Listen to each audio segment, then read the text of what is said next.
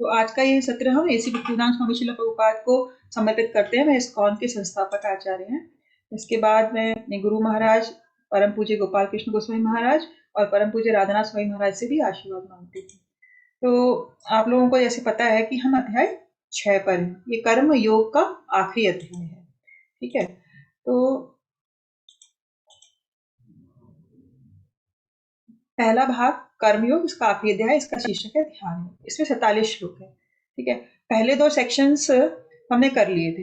1 से 9 में था अष्टांग योग में कैसे उन्नति करना, है ना। इसमें हमने वेरियस स्टेजेस देखी थी, कैसे यम, नियम, आसन, प्राणायाम, प्रत्याहार, धारणा, ध्यान और समाधि, है ना। हम ऊपर ये एक अष्टांग योग की विधि कृष्ण भगवान समझा रहे थे इसमें। ठीक है, फिर अष्टांग योग के अभ्यास के चरण हमने लास्ट टाइम किए थे कि किस तरह की हमें प्रैक्टिस करने के लिए क्या क्या जरूरत पड़ती है। इसमें एकांत स्थान पर जाना होता है और ऐसी जगह पर कुशाघास बिछाकर जो ज्यादा ऊपर ना हो नीचे ना हो ऐसे स्थान का चयन करना होता है। और उसके बाद अपने मन को एक पॉइंट पर फोकस करना होता है, नाक की टिप पे, है ना। नाक की टिप पे फोकस कर कर परमात्मा पर ध्यान करने का प्रयत्न करना होता है। और इसमें ये देखा गया कि मन की बहुत ज्यादा इंपॉर्टेंट रोल होता है ना। मन अगर हमारा नियंत्रण में नहीं है तो हम इस तरह का अष्टांग योग का अभ्यास नहीं कर सकते। तो कृष्ण भगवान इस पर जोर देते हैं कि मन का नियंत्रण किसी भी प्रकार का योग हो, चाहे वो अष्टांग योग हो, चाहे वह भक्ति योग हो, मन का नियंत्रण बहुत आवश्यक होता है। क्योंकि योग में हम बेसिकली क्या कर रहे हैं, हमारी आत्मा को परमात्मा से जोड़ने का प्रयत्न कर रहे हैं। और जब तक हम ये रियलाइज नहीं करेंगे, इस प्लेटफॉर्म पे नहीं आएंगे कि हम आत्मा है, ये शरीर नहीं है, तो हम फिर मन को नियंत्रण करना हमारे लिए मुश्किल हो जाता है और तभी हम लिंक कर सकते हैं। तो माइंड कंट्रोल बहुत इंपॉर्टेंट होता है। इसीलिए आज जो कृष्ण भगवान और अर्जुन के बीच में वार्तालाप है वो मोस्टली ये है कि मानसिक नियंत्रण की क्या आवश्यकता है। ये 33 से 36 में कृष्ण अर्जुन पूछते हैं और कृष्ण बताते हैं। फिर अर्जुन के मन में एक प्रश्न आता है कि मैं देख रहा हूँ कि ये कितना मुश्किल है इस प्रकार का योग करना, है ना। कोई भी प्रकार का योग करना, तो अगर हम असफल हो जाते हैं, किसी कारणवश हम सफलता नहीं मिल पाती है, हमें हमारे परम लक्ष्य की प्राप्ति नहीं हो पाती है, तो ऐसे योगी का क्या होगा, है ना? अर्जुन प्रश्न पूछते हैं ऐसे योगी का क्या गंतव्य है। तो इसको एक्सप्लेन किया गया है 30 से 45 में। फिर ये सब कुछ डिस्कशन करने के बाद अब कृष्ण भगवान 46 और 47 में क्या कहते हैं कि चाहे कुछ भी हो, भक्ति योगी सर्वोच्च योगी, है ना। तो हम देखेंगे कि अब जो नेक्स्ट सेक्शन हमारा चालू होगा 7 to 12, उसमें मोस्टली भक्ति योग के बारे में एक्सप्लेनेशन। जो 7 से लेके 12 तक अध्याय है, मोस्टली वो है डिवोशन के ऊपर है, भक्ति के ऊपर है। तो भगवान 46-47 में इस सीड डाल रहे हैं, है ना, बीज डाल रहे हैं भक्ति योग का, कि अर्जुन भक्ति योग की टॉप मोस्ट, है ना, टॉप मोस्ट योगी भक्ति योगी है, तो भक्त बनो। तो फिर 7 से 12 में पूरा भक्ति के बारे में एक्सप्लेन होगा। तो इस प्रकार से ये 3 सेक्शंस हम आज कवर करेंगे। अब अष्टांग योग के लिए या किसी भी योग के लिए मानसिक नियंत्रण की आवश्यकता होती है। तो mind control is very important, है ना। अब हम देखते हैं कि अर्जुन को जब कृष्ण भगवान ये सब अष्टांग योग की पद्धति समझा देते हैं, तो अर्जुन बोलता है कि अष्टांग योग तो मुझे अव्यवहारिक लग रहा है, हमें इम्प्रैक्टिकल लग रहा है ना, ये प्रैक्टिकली पॉसिबल नहीं लग रहा है। इसलिए वह ये श्लोक कहते हैं, अर्जुन उवाच योऽयं योगस्त्वया प्रोक्ता साम्येन मधुसूदना एतस्याहं न पश्यामि चंचलत्वत् स्थितं स्थिरम्।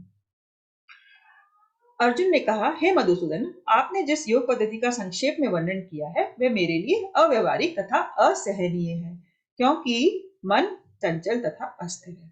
भगवत गीता 6.33। अब अर्जुन यहाँ पर भगवान को फिर से मधुसूदन कह रहे हैं। जब भी कभी वो मधुसूदन कहते हैं ना भगवत गीता में, तो वह भगवान को कहते हैं कि जिस प्रकार आपने मधु नामक असुर का वध किया था, उसी प्रकार मेरे मन में अब ये डाउट आया है, क्वेश्चन आया है, इसको आप उत्तर दीजिए, है ना। तो आप कह रहे हैं कि आपने जिस इस योग पद्धति का अभी तक वर्णन किया है शॉर्ट में, अष्टांग योग विधि का, ये मुझे बड़ी इम्प्रैक्टिकल लग रही है, मैं इसको समझ नहीं पा रहा हूँ, है ना। क्योंकि ये मन तो बहुत ही चंचल है, ये मन बहुत अस्थिर है।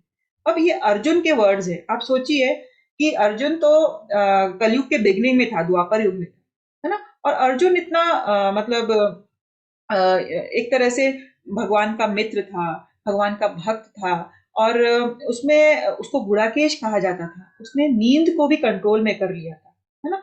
और ऐसा कहा जाता है कि एक बार एक कथा है कि जब अर्जुन खाना खा रहे थे तो एकदम से लाइट चली जाती है ना, अंधेरा हो जाता है। तो वह क्या करते हैं, खाना प्लेट में से उठा के अपने मुंह में डाल पाते हैं। तो उनके दिमाग में ये विचार आता है कि मैंने अंधेरे में भी कैसे प्लेट से जो टुकड़ा ले रहा हूँ वो मेरे मुंह तक मैं ले जा पा रहा हूँ, मतलब अंधेरे में भी खा पा रहा हूँ। तो उनको ये विचार आता है कि फिर मैं अंधेरे में मैं तीर क्यों नहीं चला सकता। तो उसके बाद है ना वह अंधेरे में मतलब धनुष बाण चलाने का प्रयास करते हैं, अभ्यास करते हैं। और फिर उन्हें वो सीख जाते हैं कि अंधेरे में भी कैसे तीर चलाया जा सकता है। तो वह इतने सेल्फ कंट्रोल था उनके ऊपर, उनको आत्म संयम था, आत्म वो लोग इतने मतलब योद्धा थे, परम योद्धा थे, भगवान के भक्त थे। वह भी ये कह रहे हैं कि मेरे लिए इम्प्रैक्टिकल है ना, गुड़ाकेश होते हुए भी। तो हम लोग सोच सकते हैं कि आज के प्रैक्टिकल वर्ल्ड में, इस भौतिक संसार में, ये योग विधि करना कितना मुश्किल है ना। तो आजकल तो हम अगर किसी को कहते हैं कि आप 16 माला जाप कर लो या भगवान के मंदिर चले जाओ, सिंपल सिंपल तरीके से भी हमें भक्ति में लगाने का कहते हैं, तो वह कहते हैं ये हमारे बस की नहीं है ना? तो जब कलयुग में ये चीजें भी बस की नहीं है कि आप रोज सुबह जल्दी उठ के जाप कर लो या मंदिर चले जाओ या भोग अर्पित करो और प्रसाद खाओ, उनको ये सब झंझट लगता है। तो आप सोचिए, जब कलयुग में सिंपल सिंपल चीजें भी आपको नहीं करने को होती है, तो फिर आप इस प्रकार का योग तो कैसे कर सकते हैं। तो इसीलिए हम सभी के लिए अर्जुन भगवान से ये प्रश्न पूछते हैं कि इस मन को कंट्रोल करना बहुत मुश्किल है, तो मुझे तो ये बड़ी ही इम्प्रैक्टिकल लग रही है कृष्ण, आप मुझे इसके बारे में बताओ। तो अम, अर्जुन फिर से बोल रहे हैं कि चंचल मन के कारण तो ये अव्यवहारिक है। चंचलम ही मन कृष्ण प्रमादी बलवदिडम तस्याहम निग्रहमन्य वायुरीवसु दुष्कुरम। हे कृष्ण, चूंकि मन चंचल है, बड़ा ही अस्थिर है, उच्छृंखल है, हठीला है, अत्यंत बलवान है, अतः मुझे इसे वश में करना वायु को वश में करने से भी अधिक कठिन लगता है। अर्जुन के शब्द हैं। अर्जुन मन के बारे में, मन की क्वालिटीज बता रहे हैं। मन को क्या क्या गया है कि ये चंचल है, ये बहुत इधर उधर भागता है ना। ऐसा कहा गया है कि हम जब जाप करने बैठते हैं तो सबसे ज्यादा मन इधर उधर भागता है, हमारा मन नहीं लगता उसमें।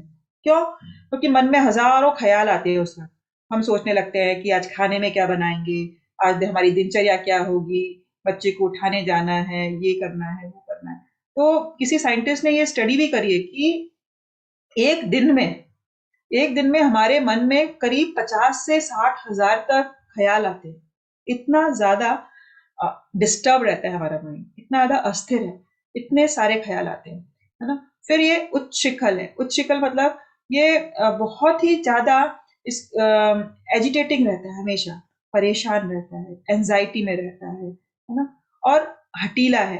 हटीला मतलब ये जिद्दी है मन, जिद्दी है मन, क्योंकि हम कितना भी अभ्यास करने का प्रयत्न करें, ये हमें हरा देता है ना। तो हमने पिछली बार पढ़ा था कि अगर आत्मा मन से हार जाती है तो हम हमेशा भवबंधन में मुखी रहेंगे। लेकिन अगर हम मन को हरा देते हैं, हमारी आत्मा मन को हरा देती है ना, क्योंकि तो मन हमारा मित्र बन जाता है अगर हम मन को हरा पाते हैं। और अगर हम नहीं हरा पाते तो मन हमारा दुश्मन होता है।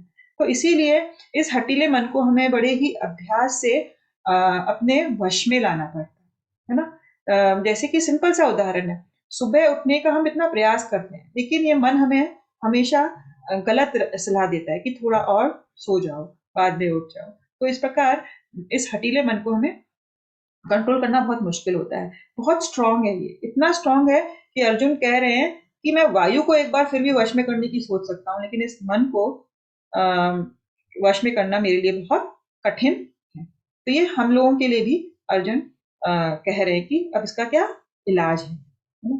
तो इसके बाद फिर से अर्जुन जब ये कहते हैं तो कृष्ण भगवान कहते हैं कि मैं मानता हूँ, वह इम्प्रैक्टिकल नहीं है। कृष्ण भगवान मान रहे हैं इस बात को कि हाँ, निसंदेह इसको वश में करना कठिन है। तो भगवान क्या कहते हैं, असंशयम महाभावो मनो दुर्निग्रहम चलम अभ्यासेन तु कौन्तेय वैराग्येन च गृह्यते। कोई पढ़ेगा इसका ट्रांसलेशन? हेलो। हाँ जी, आप पढ़िए मधु जी। हरे कृष्ण। हरे कृष्ण। भगवान श्री कृष्ण ने कहा कि हे महाबाहो, कुंती पुत्र, निसंदेह चंचल मन को वश में करना अत्यंत कठिन है, किंतु उपयुक्त अभ्यास द्वारा तथा विरक्ति द्वारा ऐसा संभव है, ऐसा श्री कृष्ण ने कहा। हाँ, हरे कृष्ण। तो हरे कृष्ण। अभी अर्जुन की जो बात है वह भगवान एक्सेप्ट कर रहे हैं। भगवान ये नहीं कह रहे कि नहीं नहीं कंट्रोल कर सकते, नहीं, वे कह रहे हैं हाँ इसको करना अत्यंत कठिन है, लेकिन इसका इलाज है। इसका सोल्यूशन क्या है? उपयुक्त अभ्यास और विरक्ति। तो दो चीज से हम इसको कंट्रोल कर सकते हैं, ठीक है ना। तो अब अभ्यास क्या होगा, ये हमने आपको बार बार बताया कि मन हमारी इंद्रियों का सेंट्रल पॉइंट है ना। तो इसको कंट्रोल करने के लिए हमें अपनी इंद्रियों को कंट्रोल करना, एंगेज करना है ना। नियंत्रित। इंद्रियों को एंगेज करेंगे, कंट्रोल करेंगे, फिर एंगेज करेंगे। कंट्रोल किससे करेंगे? विरक्ति करेंगे। विरक्ति मतलब जो बुरी चीजें है ना, बुरी चीजों से उसको हटाएंगे धीरे धीरे। जैसे कि सिंपल सी चीज है, टीवी देखने की आदत है। टीवी देखने की आदत है, हम अपने मन को उससे अलग करेंगे कि नहीं ये सही नहीं है। फिर अगर अब मन खाली हो गया तो उसको कहीं लगाना भी पड़ेगा। तो हमें वो कहाँ लगाना होगा? अगर हम हमारी सारी इंद्रियों को भगवान की नवदा भक्ति में लगा दें। तो 9 चीजें भगवान ने हमेशा एक्सप्लेन करी है, ये भागवतम में आता है। प्रहलाद महाराज हैं, प्रहलाद महाराज की जो कथा है उसमें इस नवदा भक्ति के नाम बताए गए हैं, है ना। तो वो नवदा भक्ति के नाम क्या क्या हैं आपको मैंने पहले भी बताया है। प्रहलाद उवाच, प्रहलाद भगवान भागवतम में 7वें कैंटो के 5वें अध्याय के 23 और 24 श्लोक में बोलते हैं, श्रवणम कीर्तनम विष्णु स्मरणम पाद सेवनम अर्चनम वदनम दास्यम साख्यम आत्म निवेदनम। ये 9 प्रोसेसेस हैं, श्रवणम कीर्तनम। तो हमने आपको बताया कि किसी भी भक्ति की शुरुआत श्रवण से होती है। जब हम श्रवण करेंगे, है ना, कान से सुनेंगे, तो फिर वो हमारे हृदय के अंदर तक जाता है।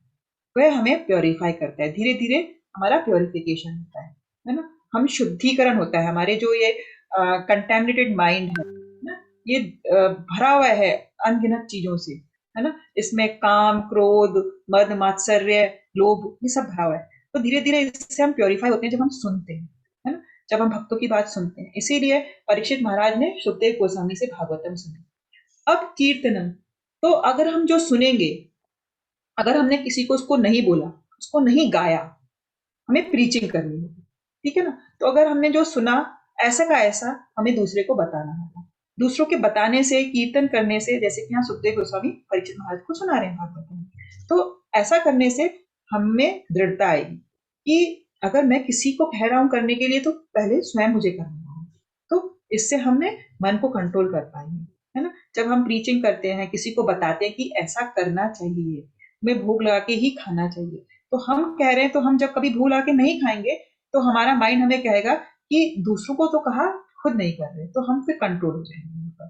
फिर स्मरणम, स्मरणम में हम एग्जाम्पल देते हैं प्रहलाद महाराज का। वो निरंतर भगवान का स्मरण करते और ऐसा स्मरण करने की वजह से उनके ऊपर इतनी विपदाएं आई, है ना। उनके पिताजी हिरण्यकशिपु ने उन्हें मारने का इतना प्रयास किया, है ना, उनको जलती हुई अग्नि में डाल दिया, सांपों के बीच डाल दिया, लेकिन वह भगवान का स्मरण करते थे नित्यम, ओम नमो भगवते वासुदेव बोलते रहते थे। तो नित्यम स्मरण से उन्होंने अपनी सारी इंद्रियों को भगवान की सेवा में लगा दिया। फिर पाद सेवा में भी हम लक्ष्मी जी का कहते हैं, हमेशा भगवान के चरणों में भगवान की सेवा करते हैं, है ना। तो ये एग्जाम्पल है कि हमेशा हमें भगवान के चरणों की सेवा करनी है। चरणों की सेवा मतलब चरणों में हमें फूल अर्पण करने हैं, तुलसी जी अर्पण करनी है। इस प्रकार से हम पाद सेव हम कर सकते हैं। फिर अर्चना, अर्चना मतलब जैसे कि डेटी वर्शिप, हम भगवान के विग्रहों की सेवा करते हैं, उनको नहलाते हैं, नए कपड़े पहनाते हैं। तो हम उसमें क्या कर रहे हैं? उसमें हमारा माइंड लगेगा, है ना, हमारे हाथ काम आएंगे। हम उसके लिए अपने सभी इंद्रियों को इंगेज करेंगे डेटी वर्शिप करने के लिए, तो हमारा मन इधर उधर नहीं भागेगा। फिर वंदनम, वंदना मतलब भगवान को कोई भी प्रार्थनाएं करना, है ना। जब हम प्रेयर्स करते हैं, जैसे कि गजेंद्र की प्रेयर्स आती हैं भागवतम में।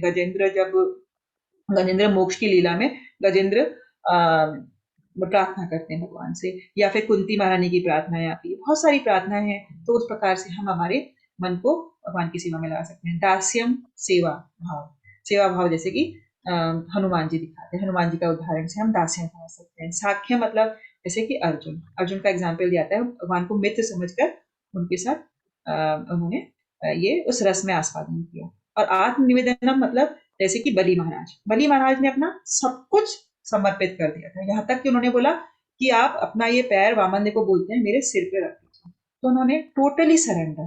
तो ये सब 9 प्रोसेसेस हैं जिसके द्वारा, नवदवा भक्ति के द्वारा हम उपयुक्त अभ्यास कर सकते हैं सबका। इसका अभ्यास करने से हम अपने मन को वश में ला सकते हैं, ये भगवान का कहना है। तो हमने क्या देखा कि कृष्णा भावनामृत और भक्ति सेवा की शुरुआत श्रवणम से होती है। Hearing is the most important, है ना। अब इसको प्रभुपाद इसके परपोर्ट में कहते हैं कि एक व्यक्ति भूख से जितना अधिक खाता है उतनी अधिक संतुष्टि और शक्ति का अनुभव होता है। जितना अधिक कोई कृष्ण के बारे में सुनता है उतना ही वह प्रबुद्ध हो जाता है और हर उस चीज से विरक्त हो जाता है जो मन को कृष्ण से दूर करती है। तो जैसे हम सोचते हैं कि हम एक निवाला खाने का खाते हैं, है ना, तो हमारी भूख मिटती चली जाती है, और जैसे जैसे हम और खाते हैं हम संतुष्ट हो जाते हैं धीरे धीरे, और हमें शक्ति भी आती है। खाना खाने से हमें पुष्टि तुष्टि दोनों चीज आती है। तो इसी प्रकार से जब हम कृष्ण के बारे में एक बार सुनते हैं, फिर दूसरी बार सुनते हैं, तीसरी बार सुनते हैं, तो जितना अधिक हम सुनते चले जाते हैं हम में प्रेम जागृत होता है और हम उस चीज से विरक्त होते हैं धीरे धीरे, जो कि हमारे मन को कृष्ण से दूर कर रही होती है। तो ये सिंपल एग्जाम्पल से समझाया गया। अब कृष्ण का निष्कर्ष क्या है कि योग के लिए मन पर नियंत्रण जरूरी है अर्जुन, है ना। वो हमें बता रहे हैं कि definitely it is very important. तो 36 श्लोक में भगवान क्या कह रहे हैं कि कोई पढ़ेगा आप में से इसमें? जी मैं पढ़ूं या? हाँ जी, मैं पढ़ सकती हूँ। मैं पढ़ूं? पढ़िए, आप पढ़िए, बता लीजिए, आप पढ़ लीजिए फिर। हाँ जी। कृष्ण का निष्कर्ष, योग के लिए मन पर नियंत्रण जरूरी। भगवत गीता 6.36, जिसका मन उच्छृंखल है उसके लिए आत्म साक्षात्कार कठिन कार्य होता है, किंतु जिसका मन असंयमित है और जो समुचित उपाय करता है उसकी सफलता ध्रुव है, ऐसा मेरा मत है। भगवत गीता 6.36। भौतिक भोग में मन लगाकर योग का अभ्यास करना मानो अग्नि में जल डालकर उसे प्रज्वलित करने का प्रयास करना हो। मन का निग्रह किए बिना योगाभ्यास समय का अपव्यय है। योग का ऐसा प्रदर्शन भले ही भौतिक दृष्टि से लाभप्रद है, किंतु जहाँ तक आत्म साक्षात्कार का प्रश्न है यह सब व्यर्थ है। अतः मनुष्य को चाहिए कि भगवान की दिव्य प्रेमा भक्ति में निरंतर मन को लगाकर उसे वश में करे। कृष्ण भावनामृत में प्रवृत्त हुए बिना मन को स्थिर कर पाना असंभव है। कृष्ण भावना भक्ति व्यक्ति बिना किसी अतिरिक्त प्रयास के ही योगाभ्यास का फल सरलता से प्राप्त कर लेता है, किंतु योगाभ्यास करने वाले को कृष्ण भावना भावित हुए बिना सफलता नहीं मिल पाती। हरे कृष्ण। हरे कृष्ण। तो भगवान क्या कह रहे हैं कि डेफिनेटली ये मन अगर कंट्रोल में नहीं आ पाता है तो हम आत्म साक्षात्कार के पात्र नहीं है। हम उसके बारे में सोचना छोड़ दें, है ना। अगर हमारा मन संयमित है और समुचित उपाय करते हैं हम उसको संयमित करने के लिए, तभी हम आत्म साक्षात्कार के रास्ते पर जा सकते हैं, अन्यथा हम नहीं जा सकते, है ना। तो भगवान बोल रहे ये मेरा मत है कि डेफिनेटली आपको मन तो कंट्रोल में करना ही पड़ेगा, नहीं तो आत्म साक्षात्कार के बारे में भूल जाओ। अब भगवान प्रभुपाद क्या कह रहे हैं इसके एक्सप्लेनेशन में कि सपोज कोई अग्नि जलाने का हम प्रयास करें किसी लकड़ी में, और साथ साथ में उस लकड़ी पर हम पानी डाल दें, तो क्या आग लगेगी उसमें? पॉसिबल नहीं है ना। अगर लकड़ी गीली हो जाएगी तो उसमें आग नहीं लगेगी। तो अगर हमें, है ना, आग लगानी है लकड़ी में तो उसे सुखा ही रखना है। तो इसका प्रैक्टिकल क्या एप्लीकेशन है कि अगर हम एक तरफ तो हमारी इंद्रियों को लगा रहे हैं भगवान की सेवा में, ठीक है। लेकिन दूसरी तरफ हम बुरी चीजों से विरक्त नहीं हो पाते। हम साथ साथ में भौतिक लोगों से मिलने भी जाएंगे, या फिर हम मूवी भी देखने जा रहे हैं, या फिर हम अभी भी अपनी बुरी आदतों को नहीं छोड़ पा रहे। तो ये ऐसे हो जाएगा लकड़ी पर पानी डालने के बाद। तो एक तरफ से प्रयास कर रहे हैं और दूसरी तरफ से पानी डाल रहे हैं, तो दोनों चीजें साथ साथ चलनी पड़ेगी, उपयुक्त अभ्यास और साथ साथ में बुरी चीजों से विरत, है ना। जो हमें नियम और यम और नियम बताए गए हैं कि ये रूल्स हमें फॉलो करने हैं, है ना। जैसे कि मांसाहार नहीं खाना, है ना, किसी भी ऐसे पदार्थ का सेवन नहीं करना जो कि हमें एजिटेट करता है, चाय कॉफी है, नशा करना या जुआ खेलना। अगर साथ साथ में हम वो कर रहे हैं तो फिर हमारे ये करने का कोई फायदा नहीं है, ठीक है ना। तो मन के निग्रह के बिना योग अभ्यास का कोई मतलब ही नहीं है, हम फालतू में टाइम वेस्ट कर रहे हैं, ठीक है। तो मनुष्य को चाहिए कि भगवान की दिव्य प्रेम भक्ति में निरंतर मन को लगाए, उसे कंट्रोल करे, और उसका इलाज भी यही है, हमें लगाना भगवान की सेवा में लगेगा। तो भगवान की सेवा में लगाने से मन कंट्रोल होगा, और मन कंट्रोल करेंगे तो हम भगवान की सेवा में लग सकते हैं। तो इट इज वाइस वर्सा, दोनों तरफ से। तो कृष्णा भावना भावित व्यक्ति बिना किसी अतिरिक्त प्रयास के ही योग अभ्यास का फल सरलता से प्राप्त कर लेता है। तो जो डिवोटीज होते हैं उनको अलग से कोई एंडेवर नहीं करना पड़ता, अलग से ये सब चीजों का प्रयास नहीं करना पड़ता, उनका मन स्वतः ही कंट्रोल में आ जाता है, क्योंकि वह भगवान की सेवा में लगा है ना। और योगी को अपना मन कंट्रोल करने के लिए अपना खुद का प्रयास करना पड़ता है, लेकिन यहाँ पर भगवान की कृपा हो जाती है हम पे।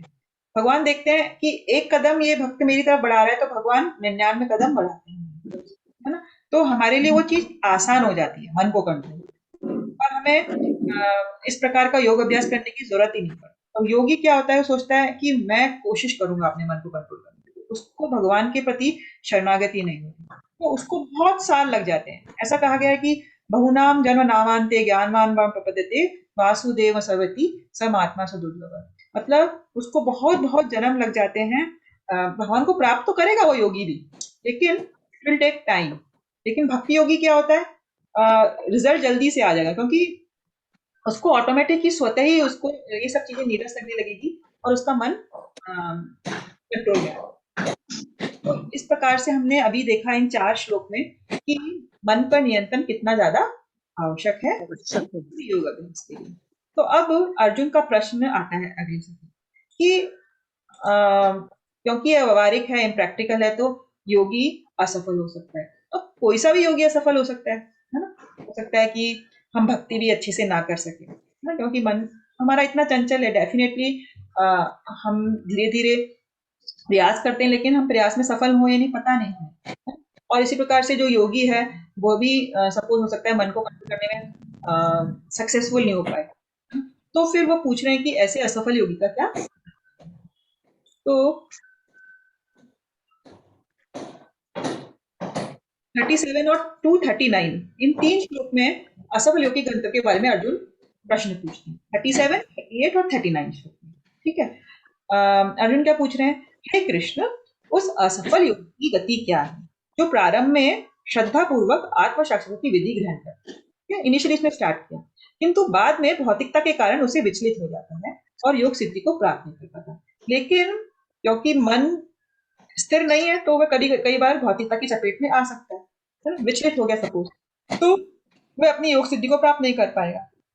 क्या भ्रम प्राप्त के मार्ग से भ्रष्ट ऐसा व्यक्ति आध्यात्मिक तथा भौतिक दोनों की सफलताओं से च्युत नहीं हो जाता और छिन्न-भिन्न बादल की भांति विनिष्ट नहीं हो जाता, जिसके फलस्वरूप उसके लिए किसी लोक में कोई स्थान नहीं रह जाता। आपके अतिरिक्त अन्य कोई ऐसा नहीं है जो इस संदेह को नष्ट कर सके। तो ये उन्होंने पूछा 36 में। 37 में कहते हैं कि अब ये अपने भ्रम प्राप्ति के मार्ग में, मतलब आत्म साक्षात्कार के मार्ग में भ्रष्ट हो गया। तो अब ऐसा व्यक्ति का तो क्या हुआ, ना तो उसने भौतिक सुख मिला उसको, क्योंकि उसने अपने आप को बहुत कंट्रोल करने की कोशिश करी, अभ्यास किया, एंडेवर किया, तो वह तो भौतिक सुख से भी वंचित रह गया। और दूसरी तरफ क्योंकि वह उसको कंप्लीट नहीं कर पाया, तो उसको आध्यात्मिक जो उसका गंतव्य था वो भी उसको नहीं मिल पाया, उसको भ्रम प्राप्ति नहीं हो पाई। तो अब ऐसे व्यक्ति की तो ऐसी स्थिति नहीं हो जाएगी जैसे कि बादल छिन्न बादल होता है उसको नष्ट हो जाता है, उसकी तरह ना तो उसको इस लोक में कोई फायदा मिला, ना उसको भगवान के पास जाने का मौका मिला। तो छिन्न बादल का उदाहरण लेके अर्जुन पूछना चाहते हैं, छिन्न बादल क्या होता है कि कभी कभी आपने देखा है कि छोटा सा बादल बड़े बादल के ग्रुप से अलग हो जाता है। अब वह जी बादल जब अलग हो जाता है और वापस बड़े बादल से नहीं मिल पाता है, तो वह बादल न तो बारिश कर पाता है और धीरे धीरे बारिश नहीं कर पाता है और धीरे धीरे वह फिर से वेपराइज होके वो भाप में नष्ट बदल हो गए। नष्ट हो जाता है। उसका कोई फायदा नहीं है ऐसे बादल का, क्योंकि वो अलग हो गया। तो उसी प्रकार से वह उदाहरण से पूछ रहे हैं कि ऐसे व्यक्ति की ऐसी स्थिति नहीं हो जाएगी, ना तो उसको ये फायदा हुआ कि वो बारिश कर सकता है और ना वो धीरे धीरे नष्ट हो जाएगा। तो कृष्ण भगवान को कह रहे हैं कि आप ही ऐसे हो जो मेरे इस संदेह को नष्ट कर सकते हो, क्योंकि आप भगवान, आप परमेश्वर हो, आपको भूत भविष्य और वर्तमान सबकी नॉलेज है। जी। हम्म। भगवान तो पूर्ण ज्ञाता है हर चीज के, तो आप ही जी मेरे इस संदेह को नष्ट कर सकते हो, अन्य कोई इसका नष्ट नहीं कर सकता, ऐसा अर्जुन का मत है। तो अर्जुन भगवान से अब इसमें दो, उन्होंने एक ही प्रश्न पूछा कि ऐसे व्यक्ति का क्या होगा जो इस मार्ग से विचलित हो जाता है। तो अब भगवान इसका उत्तर देंगे आने वाले श्लोकों में, ठीक है। अब हमने देखा 3 में ये प्रश्न थे अर्जुन, तो अब इसके परपोर्ट में प्रभुपाद कुछ कहते हैं, ठीक है ना। वे क्या कह रहे हैं कि भले ही कोई आत्म साक्षात्कार के मार्ग को निष्ठापूर्वक क्यों न स्वीकार करे, किंतु ज्ञान की अनुशीलन विधि तथा अष्टांग योग का अभ्यास इस उपदेश सामर्थ्य कठिन होता है ना? निरंतर प्रयास होने भी मनुष्य अनेक कारणों से असफल हो जाता है, ठीक है। पहला कारण तो ये हो सकता है कि मनुष्य इस विधि का पालन करने में पर्याप्त सतर्कता ना बताए, वो कैजुअल है ना? अच्छे से नहीं कर रहा है इसको, बार बार सुनने पे भी, बार बार कहने पे भी वह सतर्क नहीं है, इस विधि का पालन अच्छे से नहीं कर पा रहा है। तो दिव्य मार्ग का अनुसरण बहुत कुछ माया के ऊपर धावा बोलने जैसा होता है ना, क्योंकि हमने माया के अगेंस्ट वॉर डिक्लेयर कर दिया है, लड़ाई डिक्लेयर कर दी है। तो माया भी तो कैसे लड़ेगी ना हमारे साथ में, वो हमें इतने आसानी से थोड़ी ना उस पर जीतने पाएगी, जीतने देगी। तो अगर हम मनुष्य माया के पास से छूटना चाहता है, तो वह विविध प्रबलों के द्वारा अभ्यासकर्ता को पराजित करना चाहती है, ठीक है। तो बद्ध जीव पहले से प्रकृति के गुणों द्वारा मोहित रहता है और दिव्य अनुशासन का पालन करते समय भी उसे पुनः मोहित होने की संभावना बनी रहती है। यदि योग चलित मानस अर्थात दिव्य पद से विचलन करे। अर्जुन आत्मशक्ति मार्ग से विचलन के प्रभाव में संबंध में जिज्ञासा करता है। तो हमने देखा कि अगर हम इसका उपयुक्त अभ्यास करते हैं भक्ति का या योग अभ्यास का, तो ये माया के अगेंस्ट वॉर है। तो अब माया थोड़ी ना इतने आसानी से हमें जीतने देगी, है ना। माया चाहती है कि हम भगवान के पास जाने से पहले पूरा टेस्ट पास करें, वो हमें टेस्ट करती रहती है हमेशा, है ना। बट टेस्ट करती है कि कितना अपने आप को कंट्रोल कर पा रहे हैं, नहीं कर पा रहे हैं। पुलिस लेवल तक माया हमें टेस्ट करती रहती है, क्योंकि हम इन रूल्स एंड रेगुलेशन को फॉलो करते करते भी हमें विचलित होने का बहुत चांसेस होता है। और अगर हम विचलित होते रहेंगे तो हमारा प्रोग्रेस भी स्लो होता है ना। अगर हम एक कदम उठाएंगे तो माया हमारे सामने 2 चैलेंजेस रख देगी, ठीक है ना। तो अगर हम उनको पार कर पाएंगे तो हम सफल होंगे, उनको पार नहीं कर पाएंगे तो हम फिर से असफल हो जाएंगे। तो इसीलिए हमें अर्जुन को ये डाउट है कि ऐसे योगी का क्या होगा। तो भगवान अब इसका आंसर देते हैं, है ना। भगवान कहते हैं चिंता मत करो, कोई दुर्भाग्य नहीं है। नहीं होता। भगवान वाच पार्थ नेवह नामुत्र विनाशस्तस्य विद्यते यहि कल्याण कृत कश्चित् दुर्गतिम तत् गच्छति। गच्छति। रेणु जी आप पढ़ेंगे इसको? श्री कृष्ण। भगवान ने कहा, हे प्रथा पुत्र, कल्याण कार्यों में निरत योगी का न तो इस लोक में और न परलोक में ही विनाश होता है। हे मित्र, भलाई करने वाला कभी बुरे से पराजित नहीं होता। भगवद गीता 6.40। तो हरे हरे कृष्णा, थैंक यू रेणु जी। तो भगवान क्या कह रहे हैं कि प्रथा पुत्र, कल्याण कार्यों में निरत योगी का न तो इस लोक में न परलोक में कभी विनाश हो, क्योंकि भलाई करने वाले कभी भी बुराई से पराजित नहीं हो सकते। वो उदाहरण दे रहे हैं कि तुमने इस भौतिक जगत में देखा होगा कि जो व्यक्ति भलाई करता है उसे कभी भी बुरे लोग पराजित नहीं कर सकते। इसी के महाभारत के युद्ध में भी भगवान कृष्ण ने पांडवों का साथ दिया क्योंकि वह धर्म के साथ थे। तो उनको दुर्योधन चाहे बहुत मुश्किलें उसने पैदा करी, लेकिन अल्टीमेटली वो उनसे पराजित हो गए। तो इसी तरीके से अगर कोई योगी अपना प्रयास कर रहा है, लगा हुआ है, तो इस लोक में और परलोक में उसका विनाश नहीं होगा। यही चीज हमने दूसरे अध्याय के भी 40वें श्लोक में पढ़ी थी। आप में से किसी को याद है? दूसरे अध्याय के 40वें श्लोक में भी भगवान ऐसा ही कहते हैं कुछ। श्लोक आता है, नेयाभिकमनो आशो अस्ति प्रत्यवायो न विद्यते स्व अल्पम अप्यधर्मस्य त्रायते महतो भयात्। इस प्रयास में न तो हानि होती है न ही हार, अपितु इस पद पर की गई अल्प प्रगति भी मान भय से हमें रक्षा करती है। तो ये दूसरे अध्याय के 40वें श्लोक में भी भगवान ने ऐसा ही कुछ कहा, जो कि इस अध्याय के 40वें श्लोक में कह रहे हैं कि अगर हम थोड़ा सा भी प्रयास करते हैं, अगर हमने स्पिरिचुअल लाइफ में 10% भी गेन किया है, तो हमें अगले जन्म में मौका मिलेगा कि हम 11% से वह हमारे अकाउंट में परमानेंटली रजिस्टर हो जाता है कि इसने इस जीवन में कम से कम 20% या 30% तो ट्राई किया था। तो अब नेक्स्ट लाइफ में हमें भगवान 31 से चालू करेंगे। हमारा जो भौतिक अकाउंट होता है ना, बैंक बैलेंस यहाँ पर, वो तो यही इस लाइफ के साथ खत्म, नेक्स्ट लाइफ में हमें 0 से चालू करना होता है। लेकिन अगर हमारा कोई स्पिरिचुअल बैंक अकाउंट है, हमने स्पिरिचुअलिटी करी है, आध्यात्मिकता की है, तो वह हमारे आत्मा के लिए परमानेंट रजिस्ट्रेशन हो जाता है ना। वह कभी भी उसका हास नहीं होता है। तो भगवान ने ये जो भक्ति है वो कभी नष्ट नहीं होती। हाँ, वो हमेशा हमारे साथ जाएगी। कहते हैं ना, आत्मा का जो आपने आत्मा के लिए किया वो आपके साथ जाएगा, जो आपने शरीर के लिए किया वो आपके साथ नहीं जाएगा, वो शरीर के साथ ही नष्ट हो जाएगा डेफिनेटली, क्योंकि आत्मा शाश्वत है। तो आत्मा के लिए जो जो करोगे वो भी शाश्वत होगा, उसका कभी डिस्ट्रक्शन नहीं है ना। और भागवतम में भी इसकी पुष्टि की गई। भागवतम में पहले अध्याय के पहले कैंटो के 5th चैप्टर में 17वां श्लोक में ये कहा गया है कि यदि कोई समस्त भौतिक आशाओं को त्याग कर, ठीक है, भगवान की शरण में जाता है, तो इसमें न तो कोई क्षति होती है और न ही पतन होता है।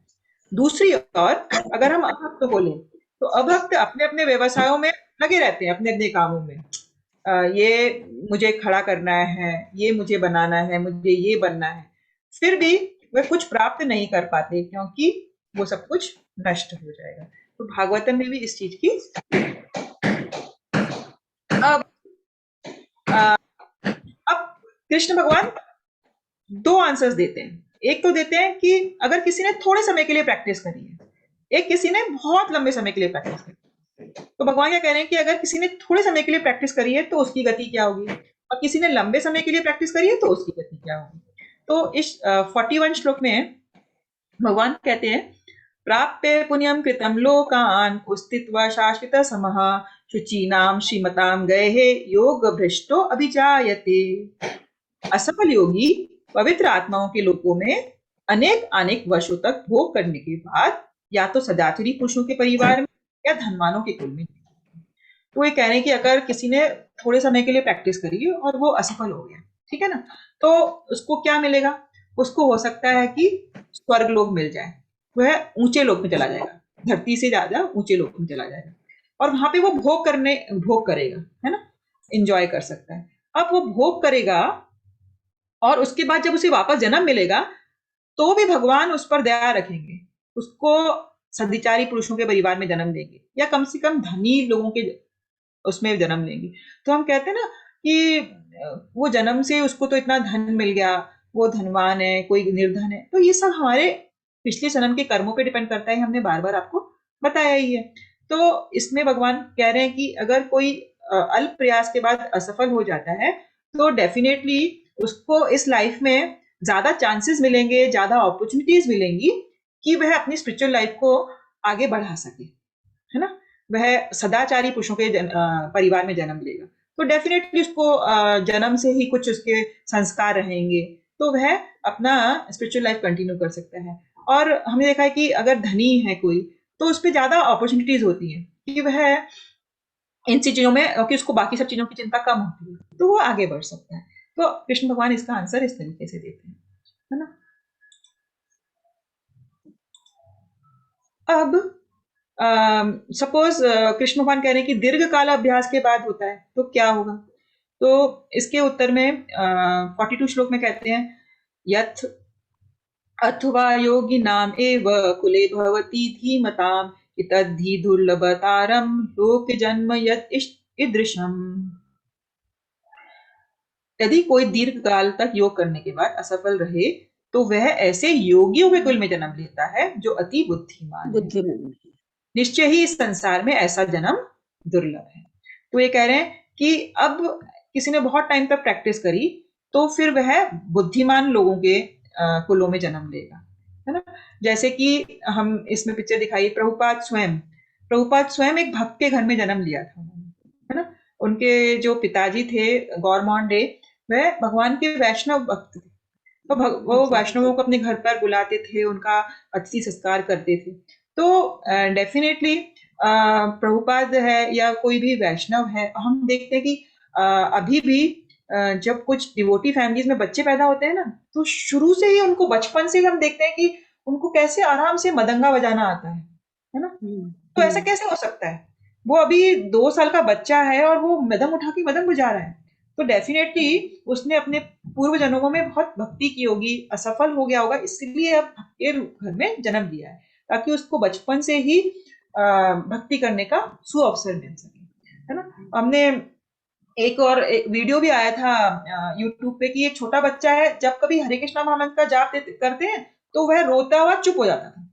तो इस प्रकार हमने बहुत से एग्जाम्पल्स देखे हैं कि अगर किसी का जन्म किसी भक्त के परिवार में हुआ है तो हमें मान के चलना चाहिए कि उस बच्चे ने पिछले जन्म में बहुत पुण्य ये सब किया होगा, भक्ति की होगी, इसीलिए वो उसको कंटिन्यू करने के लिए, फिनिश करने के लिए इस लाइफ में आया है। तो हमें ऐसे बच्चों को बहुत रिस्पेक्ट करना चाहिए, हमें असाधारण नहीं मानना चाहिए अगर किसी के भक्त के घर में किसी बच्चे का जन्म हुआ है ना। तो वह अत्यंत बुद्धिमान लोगों के और भक्तों के घर में जन्म लेता है, और ऐसा जन्म इस संसार में अत्यंत दुर्लभ है। कृष्ण भगवान कह रहे हैं कि इट इज वेरी रेयर, क्योंकि अभी तो सभी लोग कितने भौतिकवादी हो गए हैं, ठीक है ना।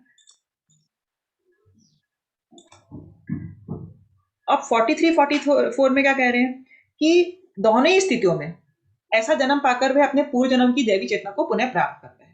तो ऐसा क्या होगा कि चाहे अल्प अभ्यास किया हो चाहे दीर्घ अभ्यास किया हो, उसे चांस मिलेगा पुनः अपनी चेतना को विकसित करने का, और फिर पूर्ण सफलता प्राप्त करने के लिए वह आगे उन्नति कर सकता है।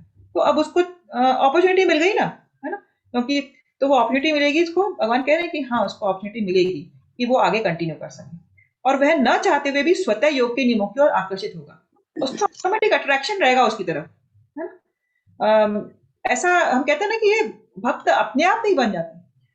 जो लोग भक्त बनते हैं डेफिनेटली उन्होंने अपने पूर्व जन्म में कुछ ऐसे कार्य किए होंगे कि वो इस जन्म में अपनी भक्ति को आगे करने का उनको मौका मिलता है। ऐसा जिज्ञासु योगी शास्त्रों के अनुष्ठानों के परे स्थित होता है। डेफिनेटली इस तरह का जो योगी है वह इन शास्त्रों के जो विधि विधान है इनसे ऊपर होता है ना। जैसे कि यहाँ पे हमने 2 पिक्चर्स दी हैं, जैसे कि ये भरत महाराज की स्टोरी है। भरत महाराज अपना सब कुछ छोड़ देते हैं, राजपाट, है ना, और जंगल में जाके वो तपस्या कर रहे होते हैं, लेकिन इस स्तर पर आने के बाद भी उन्हें एक हिरन से अट्रैक्शन हो जाता है, और हिरन से अट्रैक्शन होने के वजह से उनको दूसरा जन्म लेना पड़ता है। लेकिन उनको पता है जब वो हिरन का जन्म लेते हैं दूसरे, तो वो हिरन भी कहाँ रहता है, वह योगियों के आश्रमों के आसपास ही विचरण करता था। वह जो साधु लोग खाते थे उसका झूठन खाता था, तो वह उसको, क्योंकि उसने प्रीवियस लाइफ में इतना डिवोशनल सर्विस किया होता है, तो उसको हिरन के रूप में जन्म मिलता है, लेकिन हिरन के रूप में वो लिबरेट नहीं हो सकता, तो उसको तीसरा जन्म लेना पड़ता है जड भरत के रूप में। और जड भरत तो बहुत ज्ञानी और ऑलरेडी बहुत ही पुण्य आत्मा होते हैं, जीवन मुक्त होते हैं, है ना, जो रघुना जो राजा होते हैं उनको शिक्षा देते हैं। तो इस प्रकार से भरत महाराज का जन्म होता है, तो उनको मौका मिलता है फिर से वापस मुक्ति मिलने का, है ना। और हमने देखा कि ये जो हरिदास ठाकुर थे, ये तो मुस्लिम परिवार में उन्होंने जन्म लिया था, फिर भी वह भगवान के 3 लाख नाम रोज लेते थे, और चैतन्य महाप्रभु ने उन्हें नाम आचार्य कहा था। तो ऐसा क्यों? मुस्लिम परिवार में जन्म लिया और इतने नाम को जाप कर पा रहे हैं, तो डेफिनेटली वह भी पूर्व जन्म से असफल योगी रहे, है ना। तो इतना सुंदर बात भागवतम में की गई है 3rd कैंटो में कि चैंटिंग के ऊपर, कि अगर कोई जप कर रहा है, हे भगवान, जो लोग आपके पवित्र नाम का जप कर पा रहे हैं वे चांडालों के परिवार में जन्म लेकर भी आध्यात्मिक जीवन में अत्यधिक प्रगत होते हैं। ऐसे जपकर्ता निसंदेह सभी प्रकार के तप और यज्ञ कर चुके होते हैं, तीर्थ स्थानों में स्नान कर चुके होते हैं और समस्त शास्त्रों का अध्ययन कर चुके होते हैं। श्रीमद् भागवतम के 3 कैंटो के 33वें अध्याय के 7वें श्लोक का ये ट्रांसलेशन है। वो कह रहे हैं कि अगर कोई भगवान का नाम ले पा रहा है इस जन्म में, है ना, अगर उसने किसी चांडाल के परिवार में भी जन्म लिया है, जैसे कि भगवान प्रभुपाद ने इन अंग्रेजों को जो कि नशा करते थे और सब बुरे काम करते थे, उनको परिवर्तित कर दिया, क्योंकि चैंटिंग पर फेथ था प्रभुपाद को, और इन लोगों ने भी सिर्फ चैंटिंग किया और चैंटिंग से उनका हार्ट चेंज हो गया और वह अपने आध्यात्मिक जीवन में आगे बढ़ पाए। तो क्योंकि ऐसे जप करता जो चैंटिंग कर पा रहा है, समझ लीजिए उसने सभी तप और यज्ञ पूर्ण कर चुका है और सारे तीर्थ स्थानों में ऑलरेडी स्नान कर चुका है, सभी शास्त्रों का अध्ययन कर चुका है, जब जाकर कोई इस जीवन में भगवान का नाम ले पाता है, अन्यथा नहीं। तो ये बहुत रेयर है। तो हमें इतना इम्पोर्टेंट है भगवान के नामों का जप करना, है ना।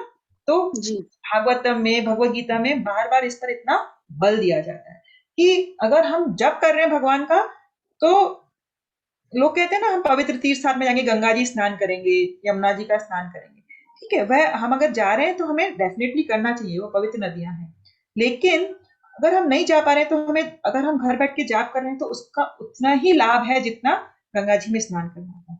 It is like more than that, उसका कोई सीमा ही नहीं है ना।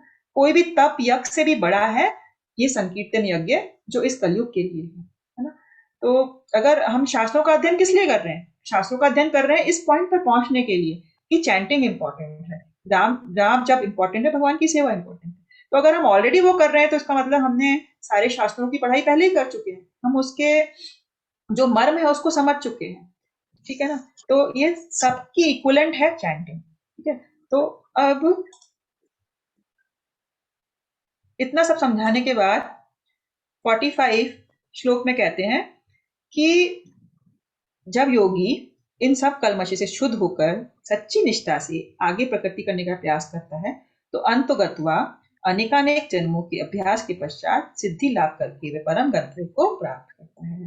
तो कृष्ण भगवान क्या हमें कॉन्फिडेंस दे रहे हैं, सांत्वना दे रहे हैं कि डेफिनेटली ऐसे योगी को अपना लाइफ का ये एम कंप्लीट करने का पूरा पूरा मौका मिलेगा, चाहे कितने जन्म लेने पड़े, बट अंतोगंतवा अनेकों जन्म के बाद सिद्धि लाभ करके वह परम गंतव्य को प्राप्त करता है। तो हमें इससे यही सीख मिलती है कि हमें स्टार्ट तो करना होगा, है ना। हम सोचें कि ये बहुत मुश्किल है, इस लाइफ में तो पॉसिबल नहीं है, लेकिन भगवान कह रहे हैं कि अल्टीमेटली तो तुम्हें ये प्राप्ति हो जाएगी। तो हमें शुरुआत तो कहीं ना कहीं से करनी होगी, है ना। तो 7वें अध्याय में, जब अगले अध्याय में हम पढ़ेंगे, जब 7वां अध्याय उसके 28वें नंबर श्लोक में भगवान कहते हैं कि अनेक जन्मों तथा पुण्य कर्म करने से जब कोई समस्त कल्मश तथा मोहमयी द्वंद्वों से पुण्य मुक्त हो जाता है, तभी वह भगवान की दिव्य प्रेम मुक्ति में लग पाता है। भजन्ते माम दृढ़वता, तो तभी हम भगवान को भज पाएंगे। तो definitely it is not easy, लेकिन अगर हम शुरुआत ही नहीं करेंगे तो हम हमारे लक्ष्य तक कैसे पहुंचेंगे, क्वेश्चन ये है। तो हमें इसी जीवन में शुरुआत करनी होगी। तो हम एक्सपेक्ट कर सकते हैं कि कुछ जन्मों के बाद या अनेक जन्मों के बाद हम भगवान के धाम पे वापस जा सकते हैं। और ऐसा नहीं है, एक स्टोरी आती है भागवतम में, खटक महाराज थी, खटक महाराज ने एक पल में उनको समझ में आ गया। तो हम कहते हैं ना कि किसी की भक्ति एकदम से इतनी अच्छी क्यों हो गई, किसी की कम क्यों हो गई। तो इट डिपेंड्स कि हम कितने सीरियस हैं, कितने सिंसियर हैं। जितने सीरियस और सिंसियर होंगे हमें उतना ही कम टाइम लगेगा, है ना। जितने हम लूज रहेंगे, ढीले रहेंगे, उतना ही हमें ज्यादा टाइम लगेगा। तो ये हमारी कॉन्शियसनेस पे डिपेंड करता है। जितना हम हमारी कॉन्शियसनेस को ट्रेन करेंगे उतना ही जल्दी हमें गंतव्य पर पहुंचना।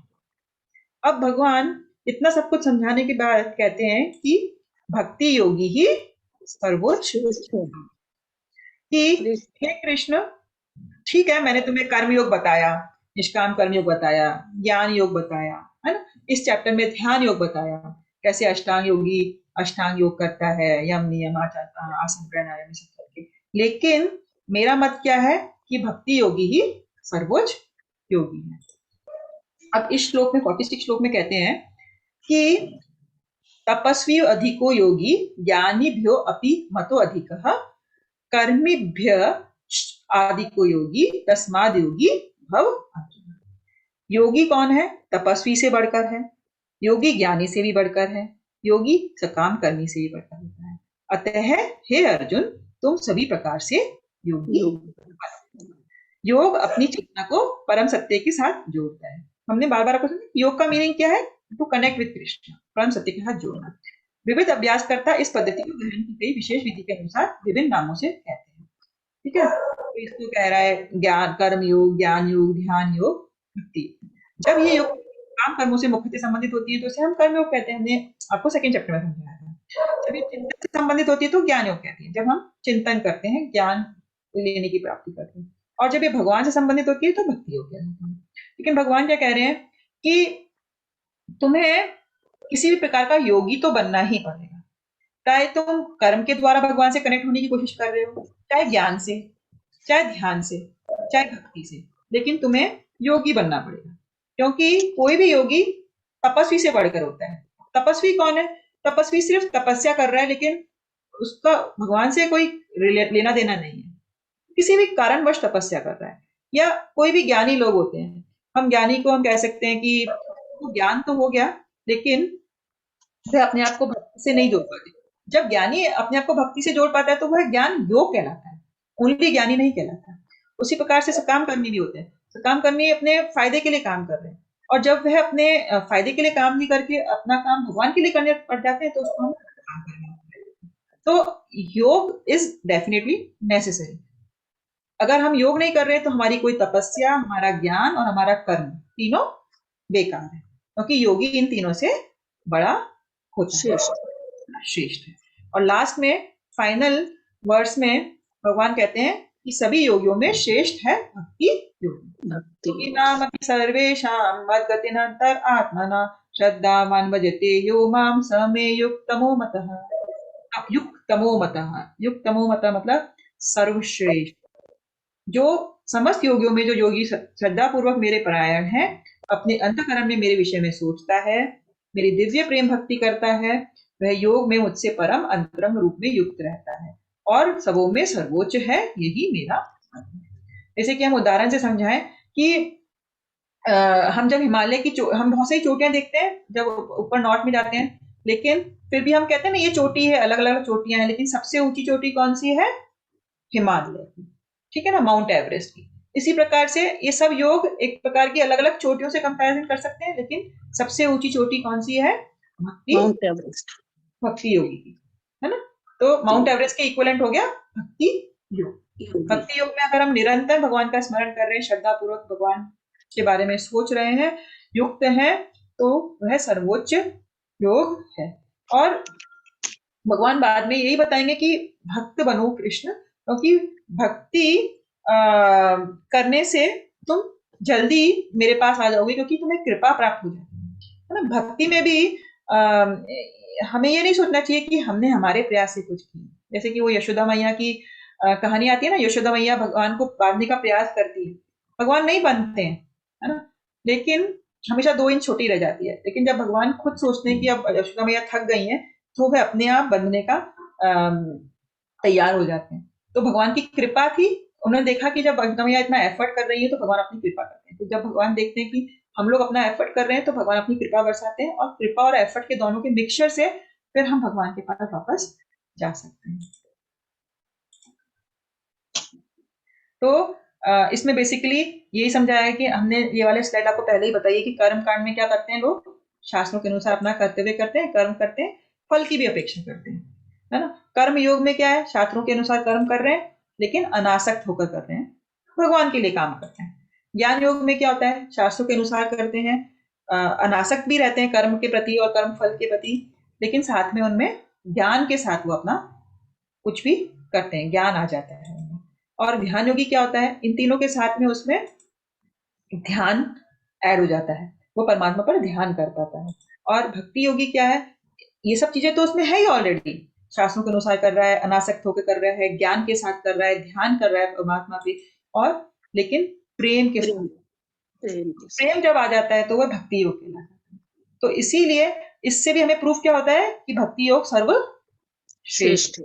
उसमें सब चीजें हैं, है ना, कुछ भी चीज उसमें से अलग नहीं है। तो इसीलिए भक्ति योग सर्वश्रेष्ठ है।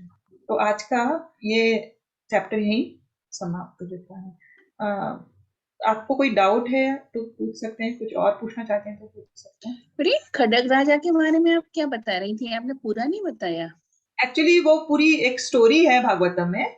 उनको मतलब जब कोई नारद मुनि शिक्षा देते हैं ना, तो 1 मिनट में वो मरने वाले होते हैं, है ना। जी जी।